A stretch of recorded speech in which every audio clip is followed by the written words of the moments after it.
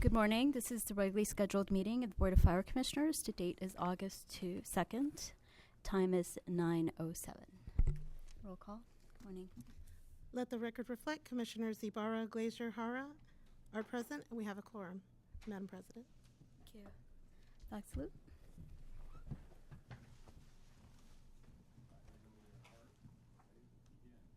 I pledge allegiance to the flag of the United States of America and to the republic for which it stands, one nation, under God, indivisible, with liberty and justice for all. Please join me in a moment of silence in honor of past and present members of the Los Angeles Fire Department who devote their lives to the protection of our community. Thank you. So we start with Commissioner comments.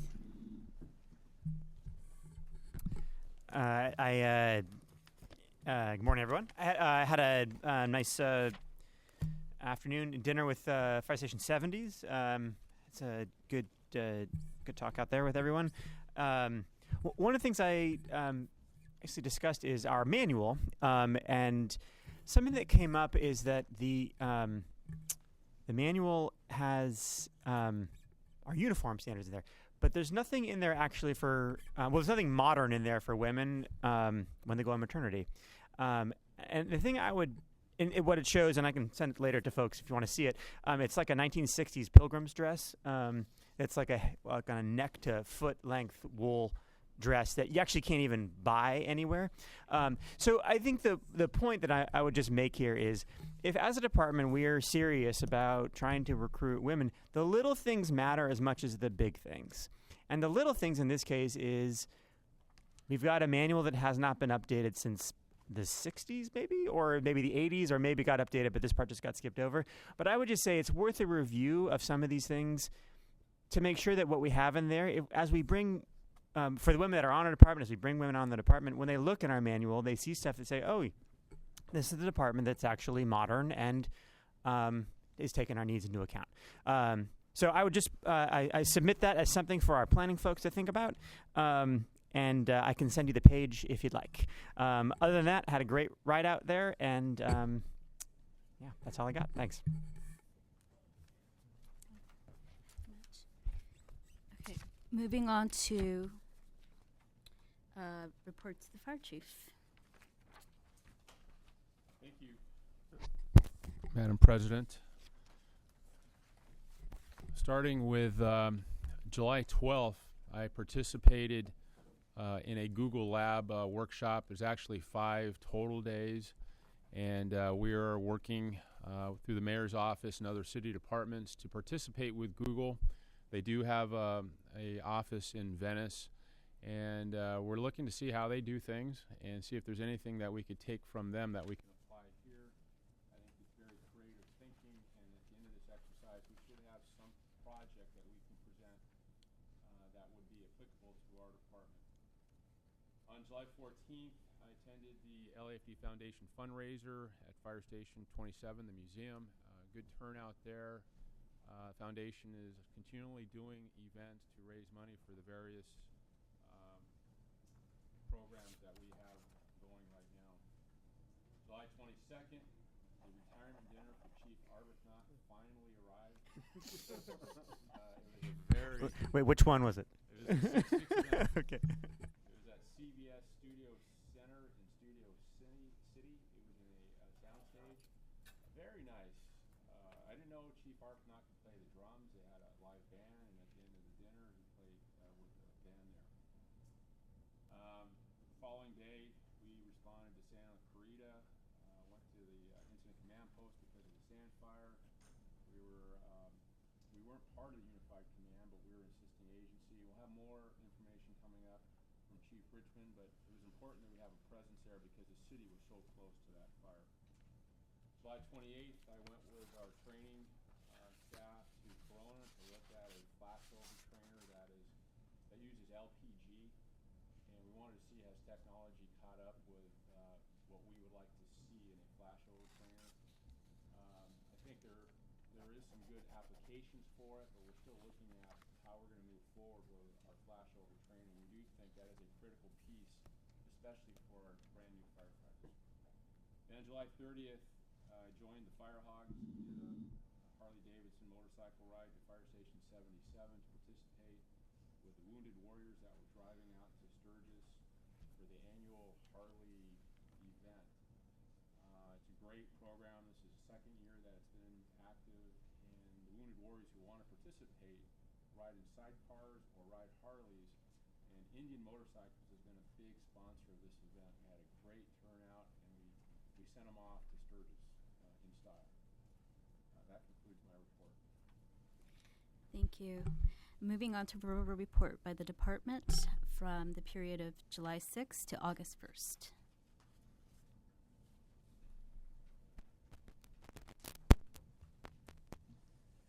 Good morning, Madam Commissioner, Commission, Chief Terrazas, staff. My name is Philip Flegel, Deputy Chief, Operations Central Bureau. I'd like to talk about an incident we had on July 23rd. LAFD units were dispatched to report a structure fire at 748 South Cirrus Avenue at approximately 6:30 in the afternoon or the evening. Once companies got on scene, they found a large pallet yard fully involved with exposures on multiple sides. Shortly thereafter, a major emergency assignment worked to contain the fire to the pallet yard and to protect the 4 exposures that we had. Units worked quickly to defend into a defensive mode, and with multiple master streams and ladder pipes protected the other exposures. The fire was contained in a little bit over an hour, and 3 commercial exposures were heavily damaged from the fire, in addition to the pallet yard. The 4th exposure to the south of the actual fire was actually spared and largely sustained minor damage. Units remained on scene of this incident for several days, actually after the fire was concluded, to overhaul the several bales of bolts of fabric that were stored on the inside of these other structures next to it. 2 things to take away from this significant incident that we have here is, first of all, was the tactics and strategies that were employed to take care of this incident. I'm pretty certain that if we didn't have the resources that we had downtown and the people doing the certain things to make sure things were taken care of the right way, we probably would have lost that whole block with fire because of the amount of fire that we had. Pallets burn very hot and can like they did, get the exposures going, and we were able to protect those things. And the second thing was our recovery program that we had afterwards as well. We had several businesses that were affected around that area, and we were able to work with the DWP to get their power turned back on because the whole block was shut down. Now here it is, fast forward the next day on a Monday morning, places are trying to get business at DWP. We kind of assisted with facilitating getting the businesses with their power back on so they can get back going again, and also with the people and getting their businesses back in order again. Are there any questions? No, thank you. Okay, great, thank you.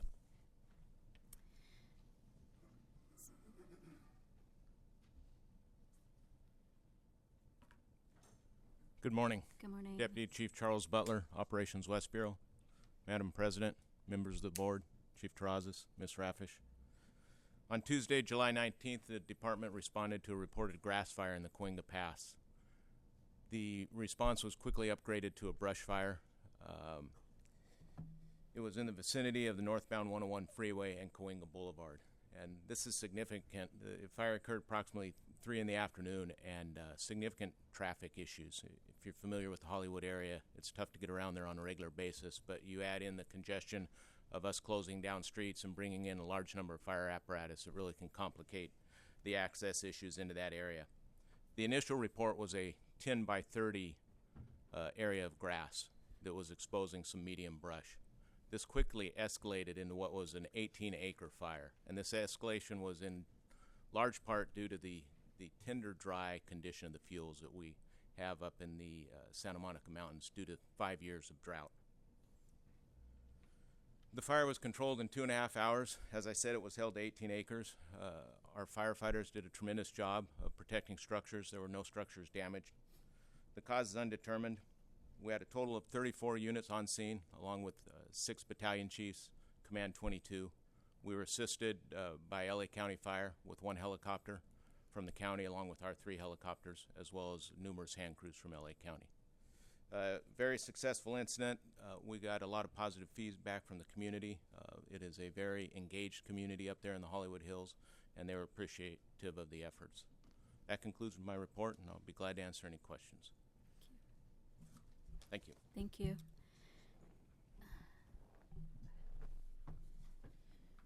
Good morning, Commissioners. Chief Terrazas, City Attorney Trevor Richmond. Deputy Chief, Operations Valley Bureau. I have two notable incidents to discuss today.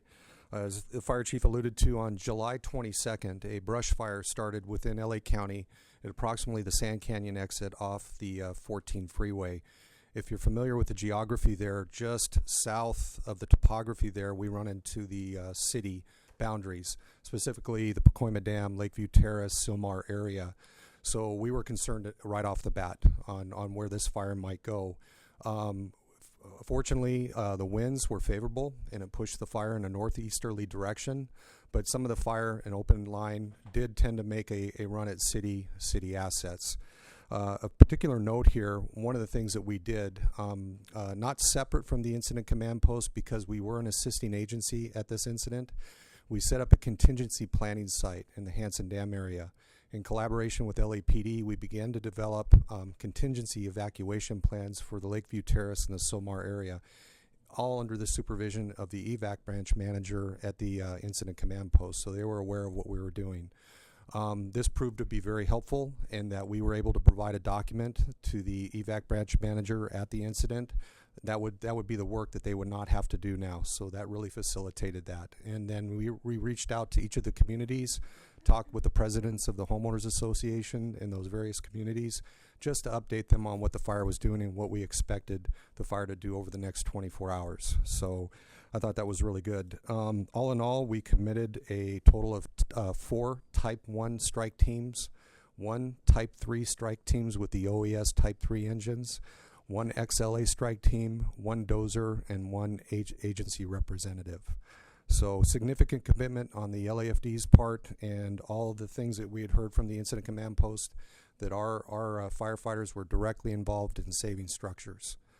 On a second incident, and this one occurred just over the weekend on 7:30. This was unfortunately a double fatality incident in the Foothill Country, specifically in the Latuna Canyon area, just south of the 210 freeway. Initial resources responding reported a 1-story single-family dwelling with heavy fire. This particular part of the city has long, winding driveways, so access was a little difficult, but first arriving resources from the time of dispatch were on scene in less than 5 minutes. Unfortunately, two people were found in the residence, down and pulseless, non-breathing. Attempts at resuscitation were made. The people were transported to local hospitals, but unfortunately succumbed to their injuries. The cause is still under investigation, but all the signs right now point to an accidental cause. That's my report. I'd answer any questions you might have. Thank you. Verbal report by the medical director for the same time period.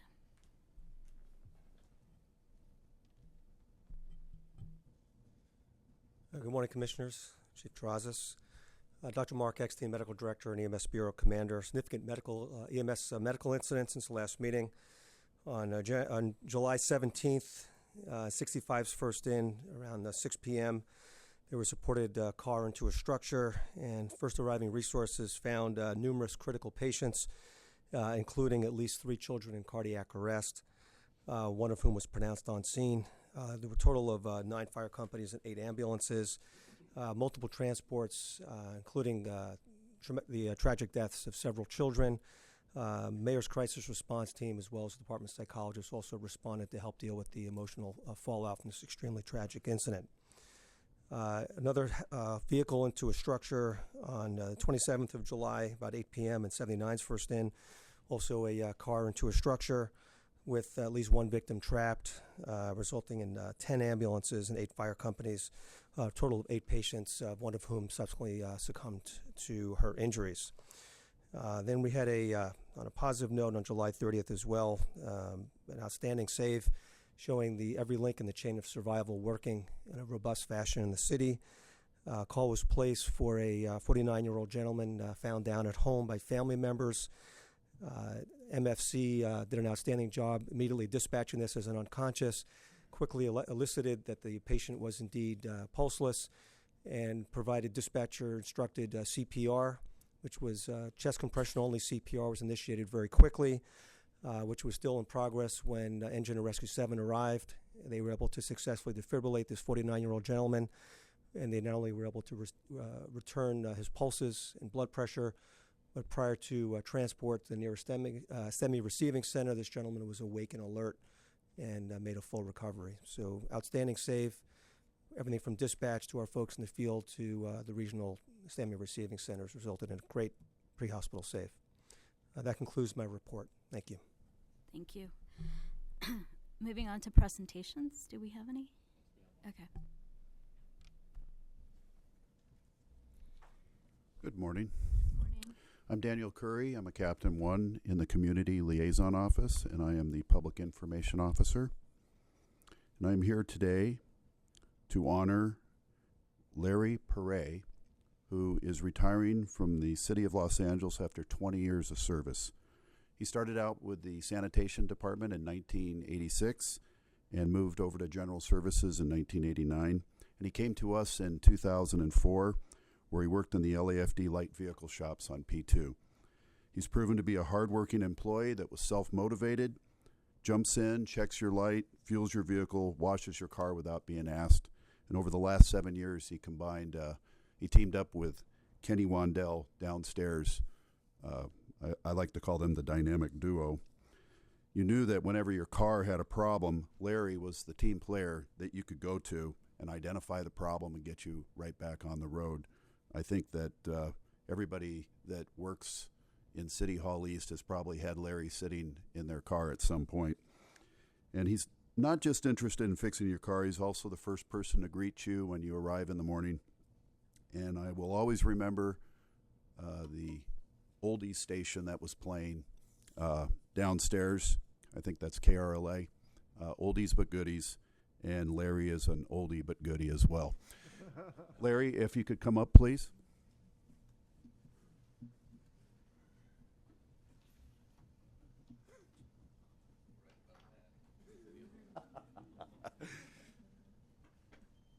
Larry, I'll read the certificate of retirement real quick. On behalf of the City of Los Angeles, the Los Angeles Fire Department extends sincere gratitude and appreciation to Larry B. Perret, equipment mechanic, who as a dedicated member of the Los Angeles Fire Department for 12 years, faithfully served the citizens of the City of Los Angeles with courage and loyalty in spite of personal sacrifices, obstacles, and dangers.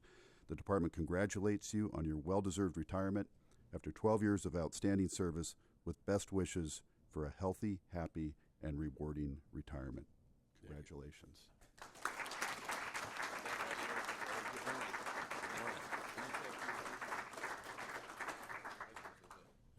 We'll figure something out. I wanted to add my comments too. I think I met Larry the first day I was appointed to the fire chief position. And he came up to me. I wasn't sure who he was, but he said, "Hey, I'm the mechanic here. I want to introduce myself. Your predecessors haven't lasted that long, so I want to take advantage of the opportunity." And I said, "Thank you, I think." That was in the elevator. Yeah, you was the very first day. And I told Larry, it's a pleasure to meet you. And I'll tell you, I really haven't felt the impact of what he did for us until he left us. You are missed, and your positive attitude, taking care of our vehicles, that's a big job. And as long as you were taking care of the minor stuff, they never became major stuff. So we were in very good hands to have you working on our vehicles. I want to thank you on behalf of myself and my staff and the men and women of this department, and we wish you a great, long, and happy retirement. Now I'd like to give you the mic for you to say a few words. All I want to say is my time spent here with Kenny Wandell. Kenny and I were talking a few weeks ago, and we don't know where the time went. It was never a chore to come here. Everybody we worked with, chief or chiefs, and the deputy chiefs, right down to the guy that just goes out and checks buildings, were all great to us. We tried our best to keep everybody rolling, and it seemed to pay off. And I want to thank everybody for making our job a great place to work. Best job I've ever had. Thank you, Larry. Congratulations. We're going to miss you. Let's take a few pictures. Yeah. Okay.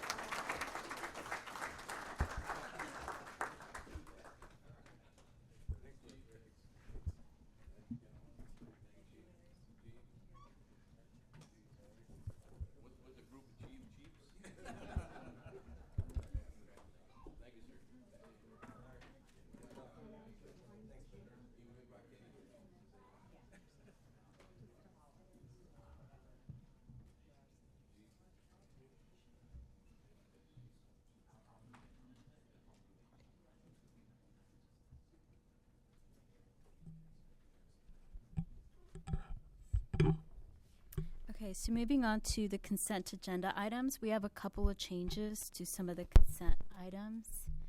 For 4D, the report indicates it's subject to approval as to form by the city attorney, but it has since been approved. So 4D, and then 4L, the cost of special services report. The recommendation should be corrected from receive and file to approve the report and transmit to the mayor and city council. And Okay, I move items 4A through L with items D and L as amended. Move to adopt the recommendations. Also, item 5B. so 5B, which is And 5B is the fire code. Yeah, proposed amendments to the Los Angeles Fire Code. Okay. So do I get a second? Second. All in favor? Aye. Okay, so moving on to the regular agenda items. 5A is report by the department regarding response to independent assessors out of statute audit, dated May 17, 2016. Good morning. Hi, good morning. Madam President, Commissioners, Chief Terrazas, and Council. My name is Kristen Crowley, and I'm the commander of the Professional Standards Division. And this morning, I will be reporting back on the response to the independent assessors out of statute audit dated May 17, 2016. In her report, the independent assessor detailed the audit she conducted of entries into the department's complaint tracking system during the time period of August 1st, 2012 through August 1st, 2013. During that time period, there were 584 complaints that were entered into the system, and 30 of those, which was 5.14%, were actually closed out of statute, since investigations were not completed within the 1-year statute of limitation period prescribed by the City Charter Section 1060A. The assessor determined that 5.2%, which were 19 cases of the field cases, and 2.8%, which were 6 cases of PSD, went out of statute. 71% of those cases were assigned to the 71% went out of statute that were assigned to the alternative process were also out of statute. In her audit, the independent assessor makes 6 recommendations in which the department concurs with. The first recommendation was to create a system of accountability, including timelines for investigations, enhancing the notification system, as well as using chronological logs. As to the first recommendation to create a system of accountability for investigators and supervisors to ensure cases are completed within the 1-year statute of limitations, the department has adopted several important benchmarks, as noted above. Moreover, the department is working on framing additional benchmarks for the timely assignments of cases to investigators, the interview of complainants, the completion of the investigation report, the adjudication, the scheduling of the pre-disciplinary Skelly hearing, and the filing of charges with the Board of Fire Commissions when warranted. The automatic email notification system currently employed to prompt important deadlines is working, but we will review to see if we can improve that system. Since the number of matters falling out of statute was just over 5% in the time period audited by the assessor, it would seem that the email notification has been working effectively in alerting the investigators and their chain of command of approaching deadlines. The investigators are already using within the CTS comments section as a chronological log, so that's assisting us as well to document the investigation activities within their cases. The second recommendation was to create a training curriculum to ensure that all the members who are conducting investigations are trained. This is a very pivotal part that we've already instrumentally put into our system. The department is strategically providing training to the assigned field investigators to handle routine investigations and is pairing the field investigators with dedicated PSD investigators who meet on a regular basis in each of the 4 geographical bureaus to ensure that those supervisors who are currently handling the disciplinary complaints have the tools they need to complete their investigations in a timely manner. While the aspirations of creating a curriculum to train all department supervisors may be a long-term goal, at this point with limited resources, it is most important that those supervisors with the active investigations receive proper training and support, and that the department is providing the support and the efforts have already shown in the reduction of field cases falling out of statute. So that appears to be working as we speak. The third recommendation was to develop a formal policy outlined in a formal process for the alternative process. This was our highest amount, 71%, that actually went out of statute. So I'll speak on that next. The department agrees that it should formalize the policy for the investigations and the resolutions of matters currently subject to the alternative resolution process, which involves complaints against members of PSD or complaints which pose a conflict of interest. The policy should be submitted to the Board of Fire Commissioners for approval, and there's a system already in place, so seeking board approval should be accomplished in the near future. The fourth recommendation was to create written procedures for investigative complaints against the fire chief. The department concurs that it should formalize the procedures for investigations and resolutions of complaints against the fire chief, which will be approved by the Fire Commission as well. The department will submit the procedures for approval once it is completed. The fifth recommendation was the installation of new case management system and development of uniform procedures for entries into CTS. The department acknowledges that there are serious limitations within the current CTS system, which was never intended to be a case management system, but only a tracking system. PSD has adopted new procedures for case handling and file maintenance, which will help ensure that CTS entries are uniform and accurate until a reliable case management system is adopted. As an example, PSD now employs an investigative checklist, which will ensure that all materials are uploaded into CTS prior to closing matters out in the system. And lastly, the sixth recommendation is to develop a mediation program, and the department agrees that early dispute resolution, especially for employee versus employee complaints, can prevent clusters of complaints between coworkers from being lodged against one another. Many of these types of complaints stem from misunderstandings or miscommunications in the workplace, which are amenable to early intervention with dispute resolution, including outside mediation. The department is working on an innovation grant to develop and launch the mediation program, targeting specific types of complaints which can be best be resolved through a mediation process. The department is currently working and partnering with the Los Angeles City Attorney's mediation program to develop an effective mediation program for workplace issues in regard to low-level misconduct cases.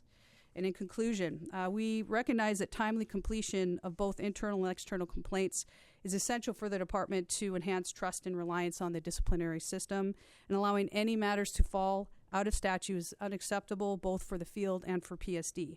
The department has recently made significant changes in the assignments to trainings and investigation of cases to streamline the process and to ensure timely, thorough investigations and fair adjudications of cases entrusted to PSD.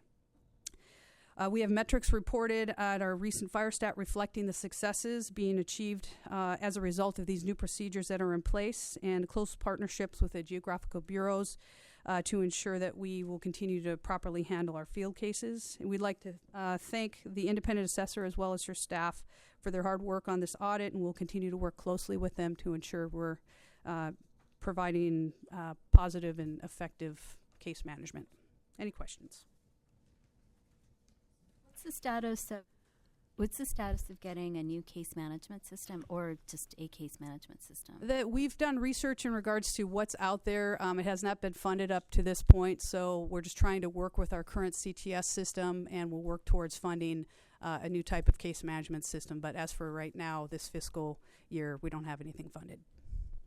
Okay, did we ask for funding for next year? It's coming up, yes. Yes, we've already done the research, and we know which case management system we want to actually purchase, so we're in the process of asking for funding for this next fiscal year. Okay. I'd like to add on to that. We're also having our consultant team, the Gartner Group, incorporate looking at CTS as part of the technology strategic plan. And once they come back with recommendations, we want to request funding for multiple new programs, not just CTS. So are you saying that you're going to get the case management that Gartner is going to recommend, a case management system, or just upgrade the CTS? I want to get Gartner's recommendation as to what program would be best applicable to what PSD does. It may be upgrading CTS, it may be a totally new type of program. Okay.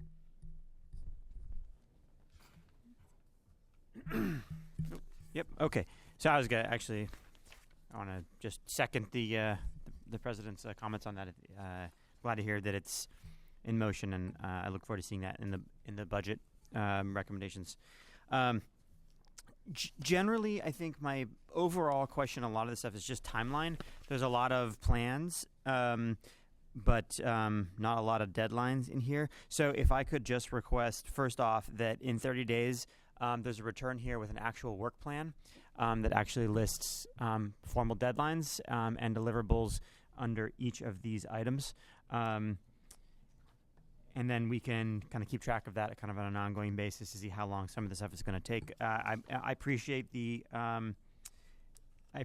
recognition that it's that matters falling out of statute is just not an acceptable thing to happen for us. Certainly, it undermines the whole point of discipline if you can just run the clock out.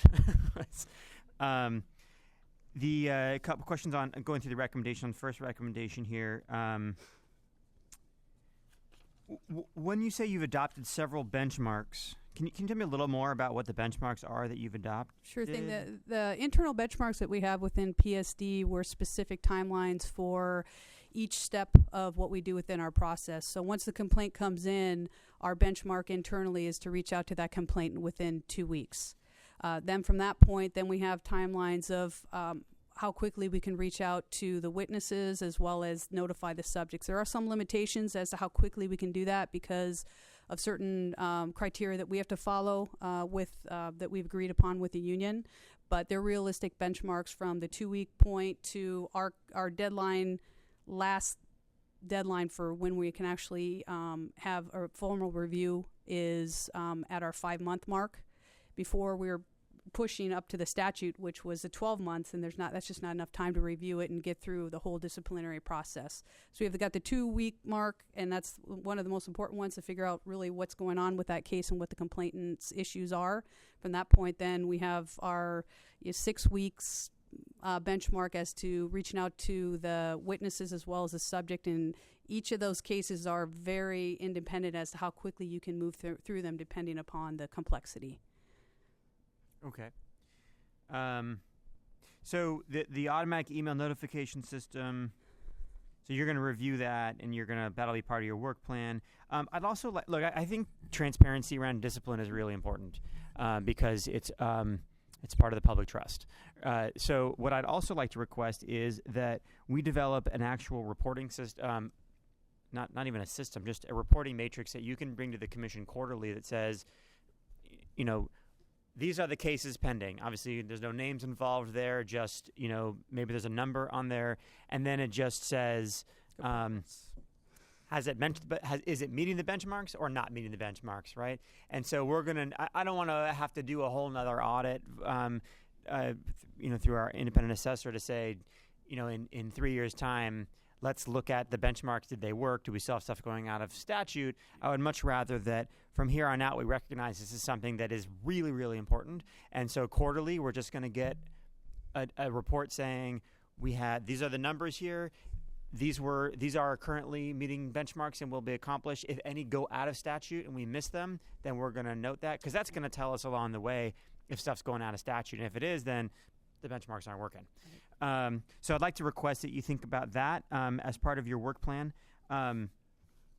On the, I think training curriculum is great. I do wonder what the accountability is if you have stuff going out of statute. What happens? Do they go into CTS? Historically, no, they haven't. Okay. They haven't. But I tell you that there definitely is a positive relationship that we have with the 4 geographical bureaus. Mm-hmm. We've embedded our investigators as well as our captains. So now you have that subject matter expert reaching out proactively and working with each of the 4 bureaus, and we have seen a significant decrease in obviously the out of statutes, but it's also the amount of time that the field's getting their cases done, which is that benchmark is 90 days. Yeah. I think having the quarterly public airings of where we're doing, I think that's going to be actually a good accountability builder there, because this commission will be able to see what's going on with that. Let's see, alternative process, right? The only thing I'd say about the alternative process is. I know that you came on only like a year ago. Officially 6 months ago. 6 months ago. Mm-hmm. Okay, so I do want to recognize the amount of work you put in, and that I think we've made some really great strides here. I think prior to you coming on, we had we've been waiting for an alternative procedure, alternative process for this. I think since like our second meeting on this commission, which for me is coming up on 3 years. So I know you're making a work plan. I look forward to seeing that in the work plan. But this is stuff that's been kind of aging, and we don't have a statute for it getting done. But if we did, it would be out of statute. The CTS, we talked about bringing that in again. Just I can't say I think so. I think it's so important to bring on a new system, and there's so much. I should add, there's so much that can be done with a true case management system. Whether it's tracking cases, but also, tracking things like, if somebody's EMT license goes out or their certification goes out of date or paramedic goes out of date. We're pretty good as a department in terms of, I think, as far as keeping track of that stuff. But there are a lot of opportunities in a new system that I think could help us overall with that kind of stuff. On the mediation pilot program, I'm certainly supportive of a mediation program. I think it's a really good idea.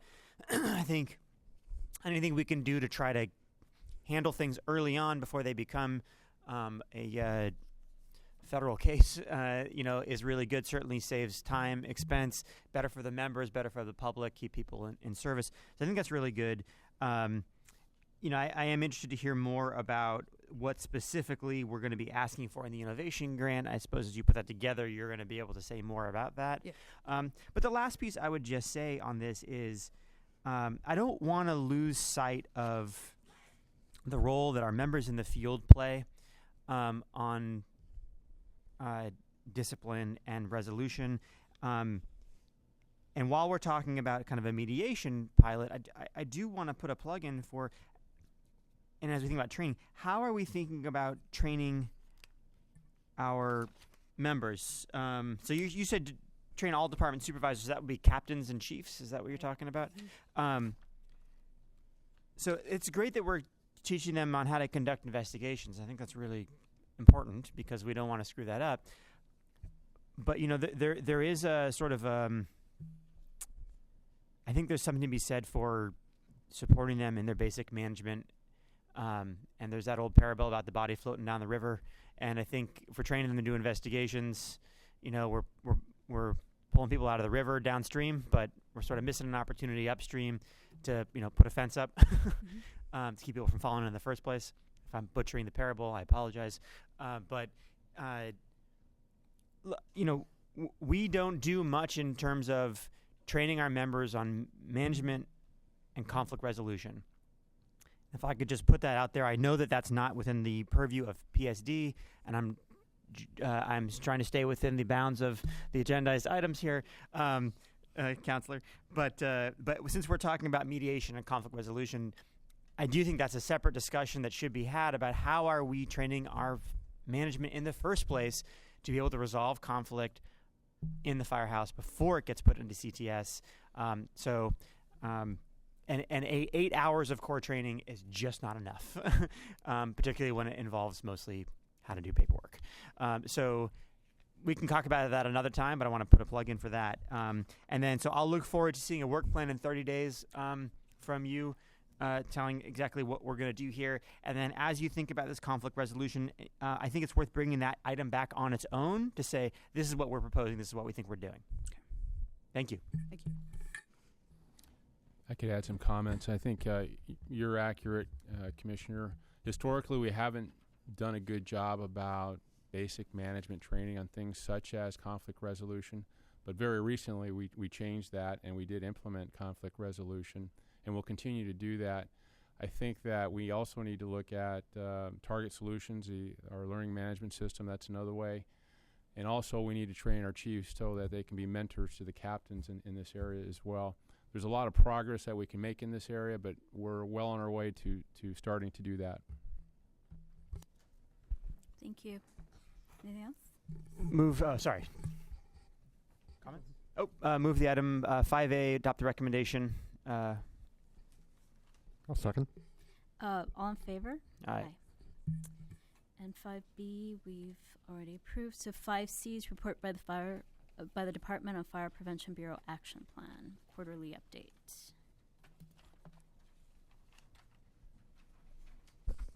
Good morning, Madam President, members of the Commission, Chief Terrazas, City Attorney. My name is Kwame Cooper. I'm the Assistant Bureau Commander in the Bureau of Fire Prevention. The item I'm going to talk about briefly is the Fire Prevention Bureau's action plan, our quarterly update.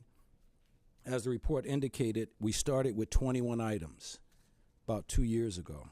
Right now, to date, 16 of those items are completed, and there are 5 that are still indicated as work in progress. Specifically, with regard to streamlining the fire permit process and collection of fees, we're still working with the Office of Finance, looking at how we could leverage technology to help improve our efficiency in that particular area. 2 areas directly are related to it being held up as a result of contract negotiations in an unfair. Specifically, the right sizing of inspection districts in the Fire Prevention Bureau. That's done, but we cannot move forward until some things are resolved. And the second one is with regard to the reorganization of the Fire Prevention Bureau. So as things get resolved, we'll be able to move forward, and we're sure that in terms of those things getting implemented, that it will help improve the work that we've started in the Bureau with regard to efficiencies. The 4th item has to do with implementing false alarms. Our false alarm program, Chief Warden, he's taken the lead on that.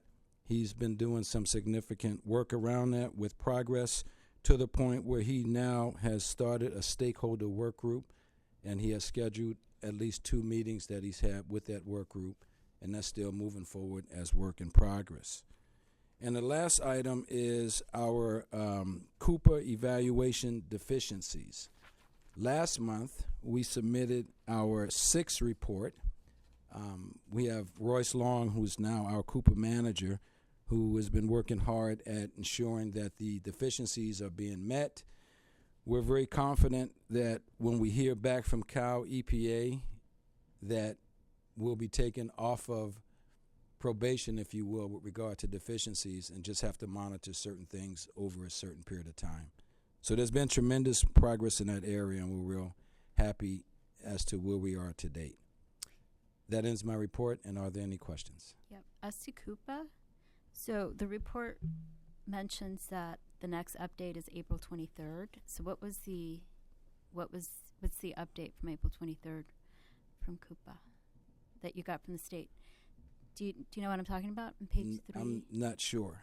We got that it came while you were out. Oh, okay. Oh, so I missed it. Yeah. Okay. So what? Can you give me a brief summary of what it was? The specifics? Yeah, because the report here, the summary that you gave says that the next update is April 23rd. So when's the next update after that?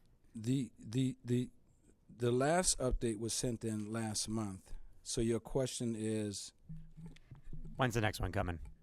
It'll be in the fall, right? Because you sent in the update, and then the state gives you... Correct. So we haven't heard back from Cal EPA with regard to what we just sent in. Oh, I see. And so once they evaluate that, what they'll generally do is have a conversation with us to see where we are in terms of compliance, and then they'll send us back in writing their report, which will then generate our next one with the new timeline. That will be sometime this year. Okay. But I don't have an exact date yet. All right, thanks. On the, I know the right size inspections is held up for some reason. I just want to say that the ability to right size the inspection district so that we can truly do apples to apples comparisons of inspectors' work is really critical. Of everything left on here, to me, that is the most important thing that we can do so that we can have a real view of what our staffing needs are in our department. It's very hard for me to judge whether or not we're staffed appropriately if we don't right-size our districts. So I really hope that that's something that can move forward soon. I understand that there are aspects that are out of your immediate control, But I just want to go on record saying that is really, I have seen the districts. I understand that there are inspectors who have territory with 300 inspections and they're working really hard, and it looks like they're only finishing half, and you've got folks who've got 50 inspections and maybe they're not working quite as hard, and and they look like they're doing more work. It's just not right. It's not fair, and it does not give us any visibility into how our unit is performing. So I've said it. I hope that in the future, at the next quarterly report, we've resolved whatever the outstanding issues are and we can move forward with that. But that is just, it's backwards the way it is now. On the false, what's Can that? I ask about that? Is that part of the unfair labor thing? Yes. So as a result of the unfair, there are several items that haven't been resolved with regard to negotiations with United Firefighters. I got it. Okay. On the false alarm program, I think there's some good progress being made there. If I could just request that maybe Chief Warden give me an update on that in the next, maybe he could just reach out. We could schedule something in the next couple weeks. Yes. See where we're at. Be great. I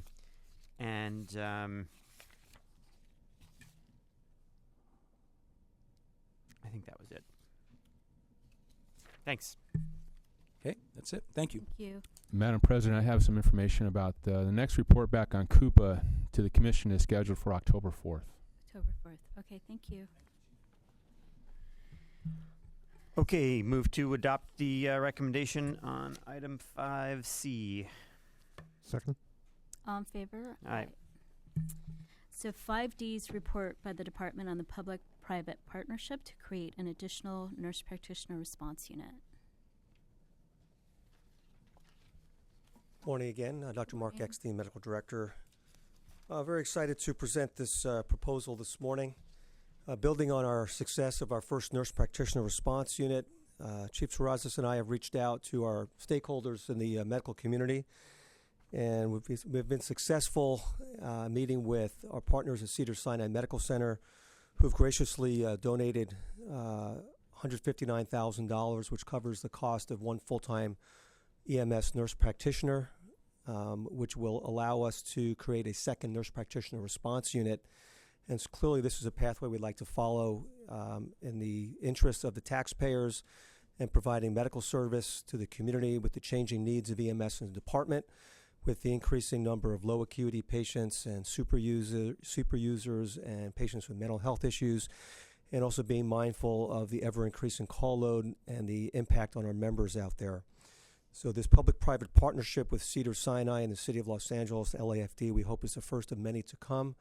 We've had discussions with other healthcare partners, and we're optimistic there'll be others that will follow suit. The second nurse practitioner response unit, again, the nurse practitioner salary would be covered by Cedars-Sinai, and the City of LA would cover the cost of the firefighter paramedic. The ambulance would be donated in kind, and also the city would incur the cost of the medical equipment. This would entail creating the new civil service classification of an EMS nurse practitioner, which is very similar to the nurse practitioner supervisor we currently have in the field. The second nurse practitioner response unit, again in partnership with Cedars-Sinai Medical Center, would be located in the Hollywood/West LA area in proximity to Cedars-Sinai catchment area. And again, the target is low acuity patients, EMS super users, and patients with mental health emergencies. The goal is to provide timely care, focusing on treat and release, which would take some of the burden off the emergency departments, decrease our wall time, decrease the workload for our resources, and improve response times for true life and death 911 calls. And again, we're very optimistic. This is a huge step in the right direction to not only expand our public health unit within the new EMS Bureau, adding an additional nurse practitioner response unit, but also build on future public-private partnerships. And happy to take any questions you might have. I think this is great. Curious on the clearance of select medical health patients. So is this nurse practitioner, maybe you said this, is this going to be an LPS certified or mental health certified NP? So the question about LPS, so we're currently, that's in our plans. LPS, what is LPS? So basically it's the Lanner and Petra Short designation, which will allow the nurse practitioner to place individuals on 5150 involuntary psychiatric holds. So we're working with the Department of Mental Health, DMH, as well as our psychiatry colleagues at USC, and we're currently pursuing that. We're also been partnering and collaborating with LAPD's mental evaluation unit and their SMART teams. So our plan is eventually to have our EMS nurse practitioners LPS certified.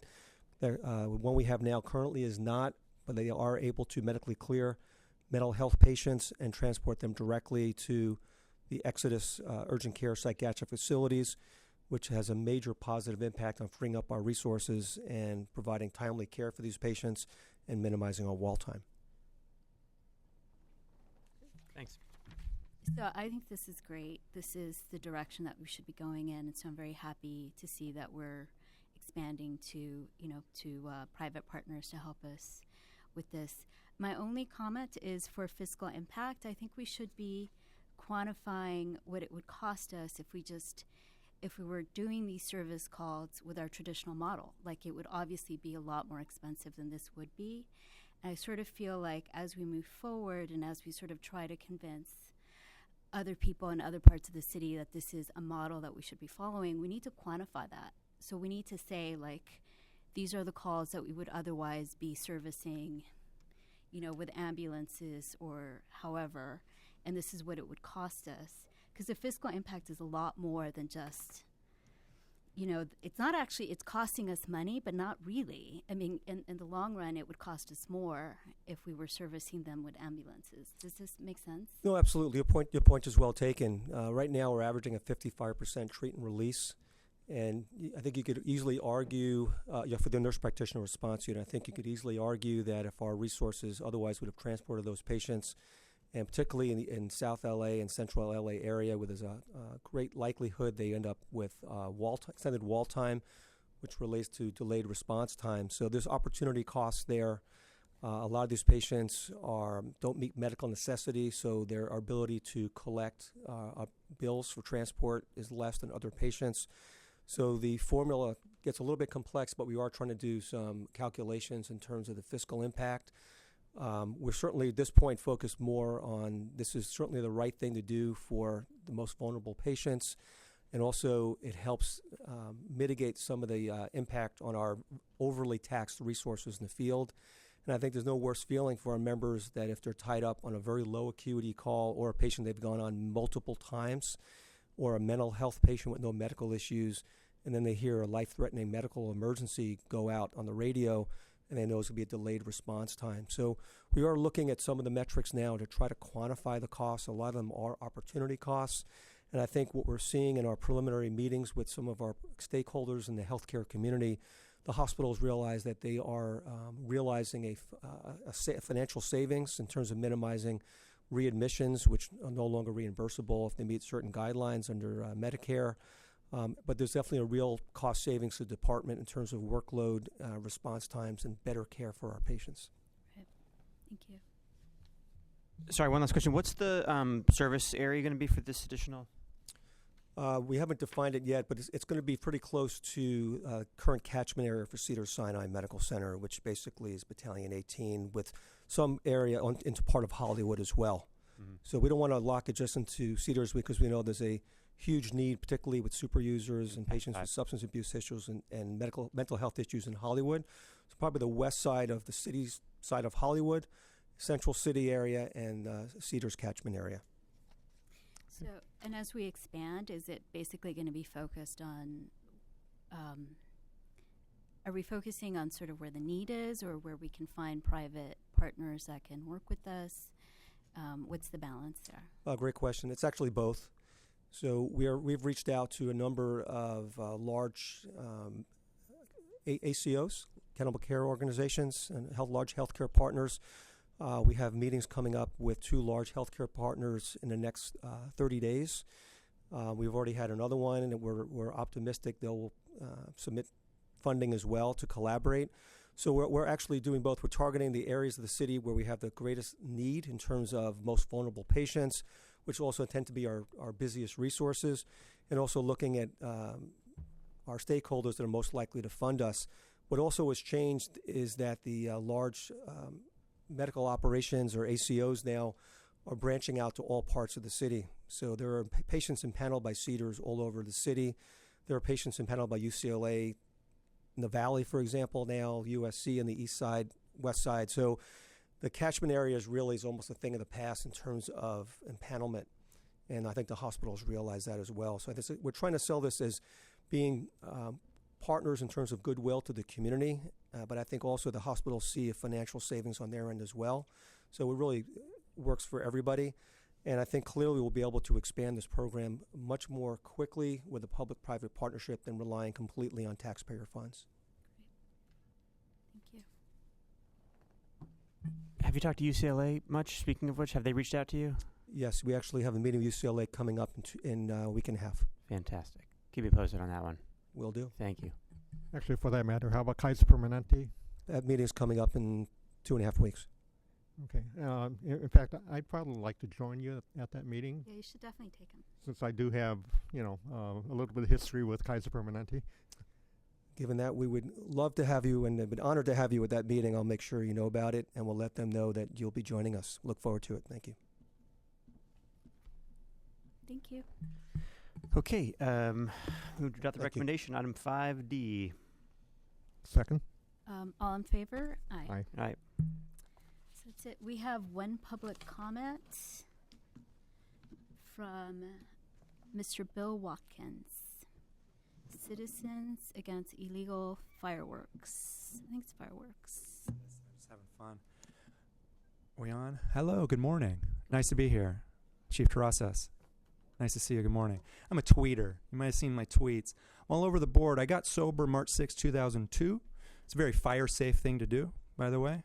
C2H5OH ethyl alcohol is extremely flammable, among other things, volatile. I'm sure it leads to a lot of incidents. I'm sure there are a lot of reports about that. So I'm grateful to give that to LA in trying to survive myself. I've given that service. I don't like smoke detectors. I don't like alarms. I don't like sirens because I use my 5 senses and I use my brain and I'm really alert.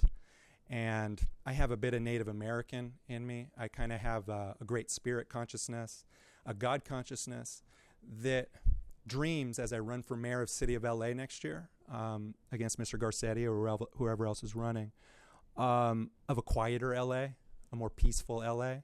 That being said, I'm so grateful. When there was a fire at Lincoln Heights 2 weeks ago-ish, you guys are there. You know, the helicopters are over it. And it was on that day you go, God bless LAFD, thank you. That's my home, being threatened right there. So I really appreciate that attention. On the off days, I could use less sirens. I could use lights with honking. I'm a dude who, I'm kind of old school. I believe in God and heaven. I believe in a great healer that's not us. It's not people all the time. People can relax and breathe a little bit and enjoy life. When you hit sirens real hard, you turn a one-house problem into a 10-mile radius problem, and I don't agree with that. So that's that. I woke up this morning, and I wake up a lot of mornings to go to public service because of illegal fireworks. I want to get to that real quick. We could do better. We could do something. This group has pushed it over to LAPD a lot. We need to get together. That's mayor, this group, LAPD commission. Say again? That's it? Sorry, that's 2 minutes. Yeah, I'm sorry. The explosions are all over the city. I'm going to wrap it up because I came here for illegal fireworks. I sat on my rear end till the end of the meeting. Maybe you can put public comment in the front sometimes. But we need to get into this, guys. We're not enforcing our code and our laws. Okay, great. Thank you. I'll be tweeting more on this. We need to get rid of illegal fireworks. It's a decision, sir. Make a decision. Okay? We need a budget. Talk to the Move to mayor. adjourn. This isn't it. Put me front next time and this won't happen. Move to adjourn. Do I have a second?